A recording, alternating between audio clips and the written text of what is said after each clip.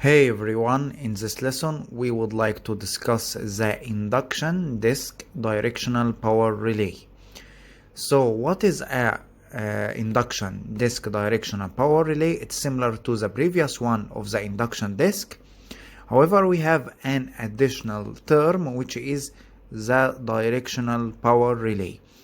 So what does directional mean? It means that we are controlling the flow of power in certain direction or in one direction. We allow the passage of the power in one direction. Okay, so the induction disk or the directional power relay is used to control the power flow direction in a circuit. So what does this mean? It means that it allows the flow of power in one direction or in a certain direction inside our power system or electrical circuit. It is used to prevent the reverse power of synchronous motors in case of faults. So let's have a small example in order to understand this. So let's draw a simple generator here. We have a generator, okay, and this is a transmission line, for example, and we have here a circuit breaker as an example, and at the end we have our load, which is a synchronous motor. Okay, a synchronous motor. Okay, so in the normal operation, what will happen? The current or the power will flow in this direction. The current or the power will flow from the supply to the load. Okay, the current and the power are in the same direction. They are in the direction of the load. Of course, the current, because I know that someone will ask, the current is a sinusoidal wave, so at the beginning it goes to the load and comes back.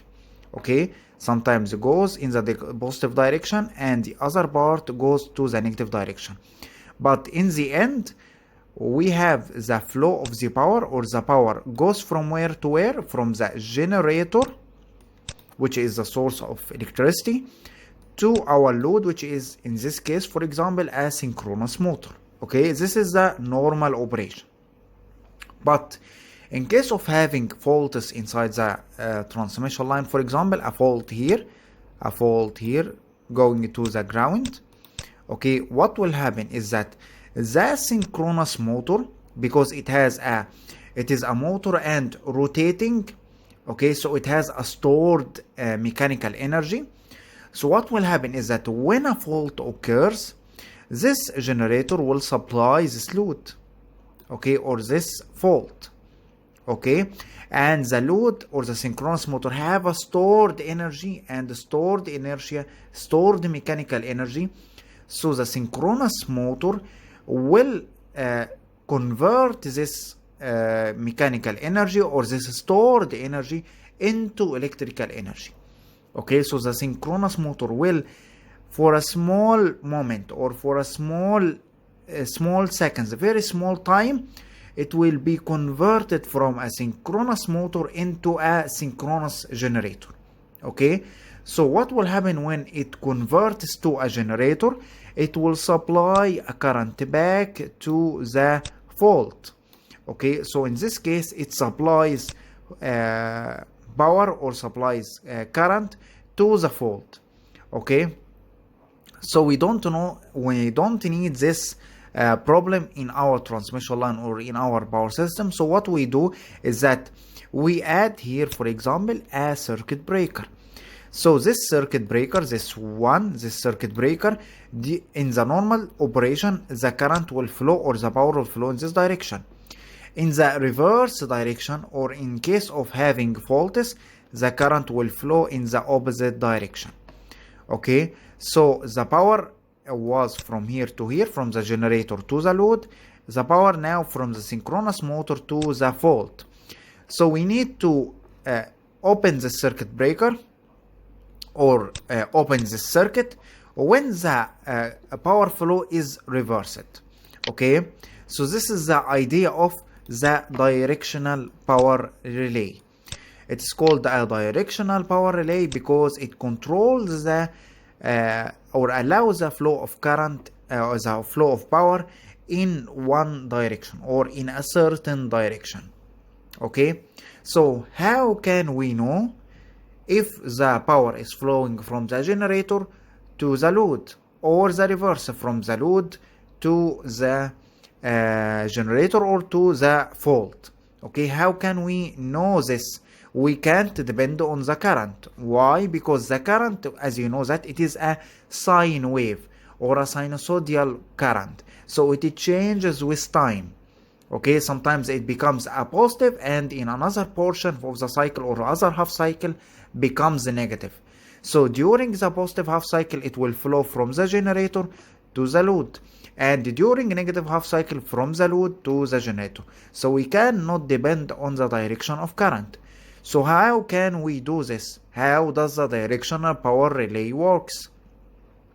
Similar to the induction disk, we have here a disk, and we have here a spindle with a spring here, similar to the previous one, and a braking magnet.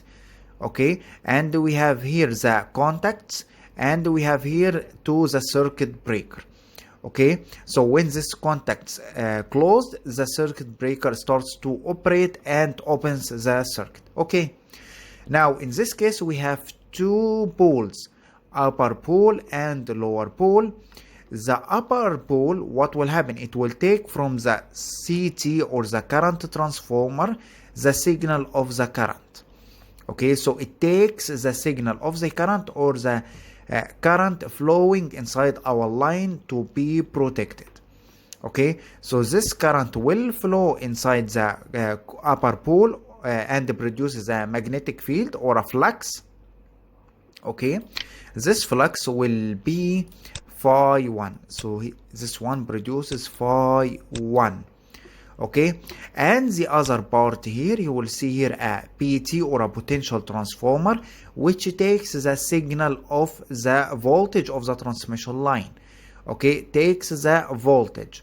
So it takes the voltage and steps down the voltage here to a suitable value for the protection devices. Then it goes here, we have here a voltage on the lower pole. So the presence of the voltage will induce current inside the coil, which will lead to production of flux. Okay, another flux called phi 2. So now we have phi 1 and we have here phi 2. Okay, phi 1 and phi 2. Phi 1 from the due to the presence of current in the transmission line, and phi 2 due to the presence of voltage on the transmission line. Okay, and we have phi 1 and phi 2. Okay, till now everything is clear. Now how does this work? Remember that during the non-tripping area or non-tripping case, or during normal operation or non-tripping area, we have the voltage and we have the current. Okay, during normal operation, the angle between the voltage and the current is called theta. Okay, and remember that theta or theta, cosine theta, is what is the power factor. Okay, so cosine theta is the power factor and theta is the phase angle between the voltage and the current. Okay, the current can be lagging from the voltage or can be leading the voltage. Okay, so in case of lagging, the current here will be lagging by angle from 0 to negative 90. Okay, 0 when they are in phase, the voltage and the current in phase during a resistive load, and can reach negative 90 or lagging by 90 degree when the load is a pure inductance. Okay, when the all of the transmission line or all of the Z is pure inductance. Okay, so when it is a pure inductance, the current will be in this direction. The current will be like this, will be lagging by 90 degree. Okay, now another case, the current can be leading the voltage by an angle from 0 to 90 degrees. So it can be like this, or it can be like this, or it can be like this, whatever.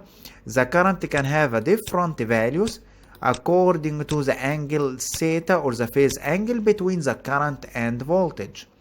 Okay, so the current can reach from 0 to 90 degree. At 90 degree it will be like this, leading the voltage by 90 degree. Okay, leading the voltage, but here lagging the voltage, or lags the voltage. Okay, so this part from here, from 90 degree to negative 90 degree, this is a normal operation or non-tripping area. Okay, but what will happen during the fault, during the presence of the fault, the current can be in this direction. Okay, in the tripping area, the angle theta is not between 90 and negative 90. It is greater than 90 or greater than negative 90. So we understand from this that when the phase angle reaches a value greater than 90 degree, we understand that greater than 90 degree or greater than negative 90 degree, we understand that the current direction or the power flow is reversed. Okay, now someone will ask me, what is the relation between the angle theta and the power flow? Okay, what is the relation between them? So remember that the power is equal to I V cosine theta. Okay, this is the active power flowing in a circuit, V multiplied by I multiplied by cosine theta. Okay, now theta from 0 to 90 or from 0 to negative 90, whatever it is between this, the value of the cosine theta, what is it? It will be a positive value. So what does this mean? It means that the power will be positive. So we are operating in the non-tripping area or in the normal operation. Okay, but if the theta or the theta reverse it, or from greater than 90 degree, if theta is greater than 90 degree or theta less than negative 90 degree, okay, so it means that the cosine theta, the cosine of this angle greater than 90 degree or less than negative 90 degree will give us a negative value. Okay, so cosine theta will be negative. So what does this mean? It means that our power will be negative. Okay, so the power now becoming negative value. Okay, so what does it mean? It means that the power flow is reversed, or we are in the faulty case. Okay, in the fault operation or the tripping area. Okay, so we understand now during the normal operation, power is positive and angle theta is in the normal operation from 0 to 90 or 0 to negative 90. During the faulty case, the theta will be greater than 90 or theta less than negative 90, which means that our power will become negative. So the power is reversed. Okay, till now we understand. So what will happen is that during the non-tripping area, the spindle will move to the left. Okay, this spindle, as you remember here, this spindle will move to the left. Okay, so the contacts here, this contacts will not be closed. But in case of the reverse of the power, the movement to the right. In the tripping area, when the power is reversed, this spindle will move to the right and this contacts will be closed and the circuit breaker will operate. Okay, so the question is, how does the power related to the voltage and the current inside the induction disk? Okay, we need to understand the relation between them. Okay, first thing we have to remember that if we get back here to this case, we remember that the current produces phi 1. Okay, current produces flux number 1. Okay, what is the relation between the current and this flux? They are directly proportional to each other. So the current or flux phi 1 is directly proportional to the value of current, and the flux phi 2 is also directly proportional to the value of the voltage. Okay, because the current is a source of phi 1 and the voltage is a source of phi 2. Okay, very simple and clear. Okay, now remember this two directly proportional case, as we will need them. Now second thing, what is the phase angle? Phase angle between current and phi 1. The current and phi 1 are in phase. Okay, they are in phase. There is zero angle between them. Okay, so the current is in phase or have the same angle as the phi 1. But what is the relation between the voltage and the phi 2? Remember that inside electrical circuit that the induced EMF E is equal to negative N d phi by dt. Okay, or the voltage is equal to negative N d phi over dt. Okay, so if the flux is, for example, phi sine omega t, if the flux is phi maximum value, phi maximum sine omega t, then by differentiation it will become a cosine omega t, right? So the voltage will be a value cosine omega t. So the voltage will be sine omega t plus 90 degree, right? So what does this mean? It means that the voltage is leading the flux by an angle of 90 degree. Okay, so they are not in phase. The voltage is leading by 90 degree. So let's apply this to our circuit. So first, as we remember that we have the voltage and we have current lagging by an angle theta. Okay, which is our power factor. Usually it is leading in our power system. Okay, now second thing, we have phi 1. Phi 1, what is about phi 1? Phi 1 is in phase with the current. So phi 1 is in phase in the same direction as current, same angle. Okay, what about phi 2? Phi 2, this one, phi 2.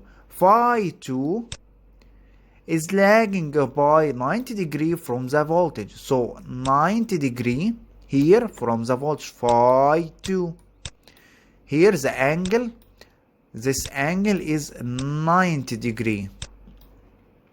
So the voltage leading the flux phi 2 by 90 degree.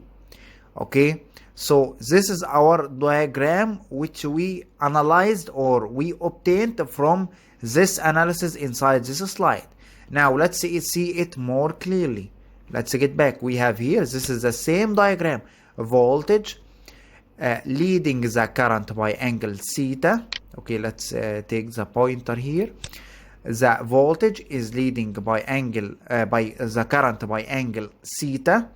Okay, and the phi 1 here is the flux induced by voltage. Okay, and the phi 2 is the flux induced by current. Okay, so this one is phi 2 and this one is phi 1. Whatever it is, it doesn't matter. The most important thing is that you understand the concept here. So phi 2 and phi 1. So phi 2 is in phase with the current and the phi 1 lagging by 90 degree from the voltage. Okay, so remember that inside the induction disk, the torque is directly proportional to phi 1. phi 2 sine alpha. Alpha is the angle between phi 2 and phi 1. This angle. Okay? So the torque here inside the induction disk is directly proportional to the voltage multiplied by current. Why? Since phi 2 is directly proportional with the current. So phi 2 replaced by current. And phi 1 directly proportional to the voltage. So phi 1 replaced by V. Now what is the angle alpha? This angle alpha. What is its value? Its value is 90. This angle is 90 minus theta. So it will become, since sine alpha will be sine 90 minus theta. Why? Because this angle, or theta plus alpha, will be 90. So alpha will be 90 minus theta. Okay. So this will give us VI cosine theta. Sine 90 minus theta is similar to cosine theta. So this means that VI cosine theta is what is our power. So the torque produced inside this induction disk, or the directional power relay, is directly proportional to the value of power. So if cosine theta is positive, or we are operating in the non-tripping area, or in the normal condition, then the power will be positive and the torque will be positive, so it will move to the left. If we are operating in the tripping area or the faulty condition, what will happen is that the angle theta will be cosine theta will give us negative value, which means that the power will be negative, or in the faulty condition, which means that the torque will be in the negative direction. So what are the applications of directional power relay? Some of the applications: it is used to prevent the reverse power of synchronous motors in case of faults, as we discussed before. During the normal condition, we have a generator. The power flows like this in this direction, and we have here our motor. Okay, this motor have a circuit breaker, and we have, in this point, we have a relay, directional power relay, which controls the circuit breaker. So in the normal condition, the power flows in this direction from the generator to the motor. So the directional power relay does not operate. In the faulty condition, what will happen? The motor will convert it to a generator and provides current in the reverse direction. So the directional power relay will detect the reverse, or the change of the power flow, so it will start to operate. Okay, so when it operates, this circuit breakers will be operated and cuts the circuit, and the motor will be disconnected from the power system. Okay, in order to prevent it from feeding our fault. Another one is to prevent the reverse power in one circuit of transmission line in double circuit transmission line. So for example, here during the normal condition, our generator is supplying power through two circuits here, two transmission lines, to our load. Now what will happen is that when a fault occurs, for example in this transmission line, like here, what will happen is that, let's use the pen. Here is that this generator normally provides current in this direction, power in this direction, and the power in this direction. Okay, now during a fault here, what will happen? The generator will supply power in this direction, okay, but we have the other circuit here. Okay, this circuit, what will happen is that the generator will supply power like this. So this one will not operate, this circuit breaker will not operate, because it is in the same normal direction. However, the power will flow in this direction. It will go like this, get back through the second transmission line in order to feed the fault. So this circuit breaker will have a directional power relay which will detect the reverse of power. So what will happen in this case is that the circuit breaker here, or the relay here, will operate the circuit breaker and open this circuit. Okay, so when it opens this circuit, the generator will only supply power from this direction. okay, and we prevented the reverse power in the circuit. Okay, so in this lesson we discussed the directional power relay and the applications of directional power relay.